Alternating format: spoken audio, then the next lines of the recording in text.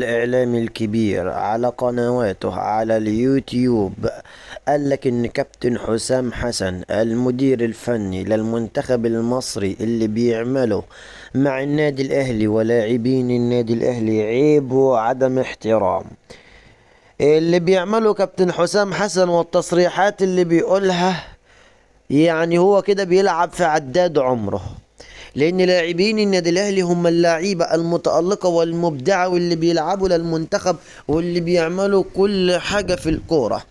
كابتن حسام حسن اللي طلع وقال ان مفيش اي لاعب في مصر يستاهل انه يكون موجود مع المنتخب المصري. ولكن عزيزي المشاهد، احنا النهارده لو اتكلمنا بالعقل وبالمنطق هتلاقي ان لاعبين النادي الاهلي بالكامل هم اللي بيعملوا كل حاجة، وهم اللي بيلعبوا وبيوصلوا لنهاية افريقيا، وهم اللي شايلين المنتخب.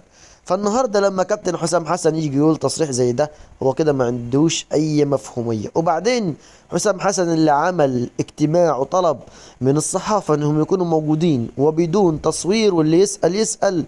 طب هو انت يعني الصحافة ما هي بتوصل صوتك لكل الناس، طالع تقول مفيش ولا لاعب في مصر يستاهل انه يكون موجود في المنتخب؟ يا جماعة ده تصريح خطير جدا جدا جدا. وانا قلت بدل المرة مليون مرة ان كابتن حسام حسن مش هيسلك مع المنتخب ومش هيظبط مع المنتخب، صدقوني.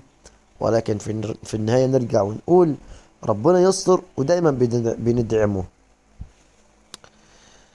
كمان الحاجة التانية اللي انا عايز اقولها لكم، الاهلي النهارده وصل الى تونس لملاقاة الترجي التونسي في نهائي ذهاب، او في ذهاب نهائي دوري ابطال افريقيا. نتمنى كل التوفيق ان شاء الله للنادي الاهلي، وانه يقدر يكسب ويكتسح الترجي التونسي على ارضه. عزيزي المشاهد، هو ده كان فيديو النهارده. شكرا لكم والسلام عليكم ورحمة الله وبركاته.